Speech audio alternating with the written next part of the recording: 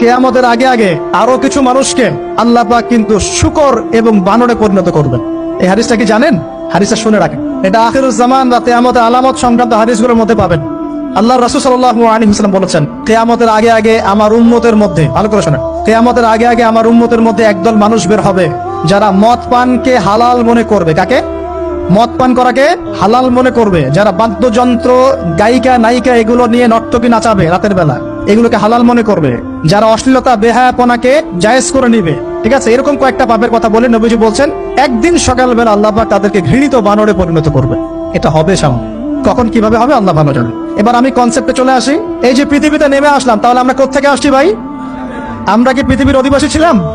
আমরা জান্নাতে ছিলাম, ওখান থেকে আল্লাহ পাক পাঠিয়েছে। এবার পৃথিবীতে এসে আদম আলাইহিস সালামের যুগে খুব একটা দুর্ঘটনা ঘটে নাই, একটা ঘটেছে। কয়টা? একটা। ভাই হাবিলের কোরবানি কবুল হয়, কাবিলের অন্তর্দাহ হয়, জ্বালা হয়। কেন হাবিলেরটা কবুল হবে, কাবিলের কেন হচ্ছে না? এই হিংসার বশবর্তী হয়ে কাবিল হাবিলকে হত্যা করে ফেলে, হত্যা করে লাশটা দাফন করার পদ্ধতিও তার জানা ছিল না। আল্লাহ কাককে পাঠালেন, কাককে দেখে সে শিখলো। প্রথম দুর্ঘটনা হচ্ছে হাবিল কাবিলের দুর্ঘটনা। বলে রাখি, আজকেও নিজের ভাইয়ের বেশে বহু কাবিল মুসলিম সমাজের মধ্যে ঘুরে বেড়ায়। নিজের ভাইয়ের লেবাসে, পোশাকে, সুরতেই বহু কাবিল এখনো কিন্তু মুসলিম সমাজে ঘুরে বেড়ায়। তো আমরা কাবিলদেরকে কাবিলের পরিণতি সম্পর্কে সচেতন করতে চাই। হাবিল বলেছিল, তুমি যদি আমাকে মারতে আসো, আমি তোমাকে মারার জন্য হাত বাড়াবো না। হাবিল জান্নাতে যাবে আর কাবিল জাহান্নামে যাবে। কেন কাবিল জাহান্নামে যাবে? নবীজি বলেছেন, পৃথিবীর প্রথম হত্যাকাণ্ড সংগঠিত করেছে কাবিল। এই কারণে পৃথিবীতে যত খুন হবে, সমস্ত খুনের পাপের একটা অংশ কাবিলের আমলনামায় যোগ করা হবে। বলে নাউজুবিল্লাহ। একটা কথা মনে রাখবেন, সদকায়ে জারিয়া যেমন আছে, গুনাহে জারিয়াও আছে। একটা মদের দোকান দিয়েছেন, যত মানুষ মদ খাচ্ছে, সমস্ত গোনার একটা অংশ আপনার কাঁধে আসছে। সিনেমা হল করেছেন, মানুষ সারাদিন নেকটা ছবি দেখে, নগ্ন ছবি দেখে, যত মানুষ এখানে পাপ করবে, সমস্ত পাপের একটা অংশ আপনার কাঁধে যাবে।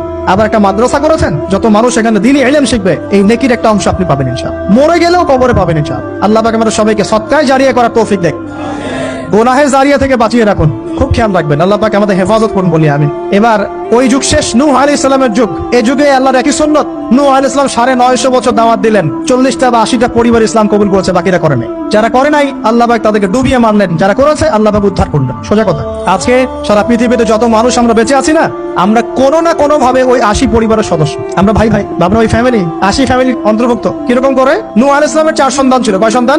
এক সন্তানের নাম হচ্ছে হাম। কি নাম? হাম। হাম ছিল একটু কালো বর্ণের। হামকে দিয়ে আফ্রিকার কন্টিনেন্টে যত মানুষ দেখছেন ব্ল্যাক স্কিনের, কালো স্কিন, এরা সবাই হামের বংশধর।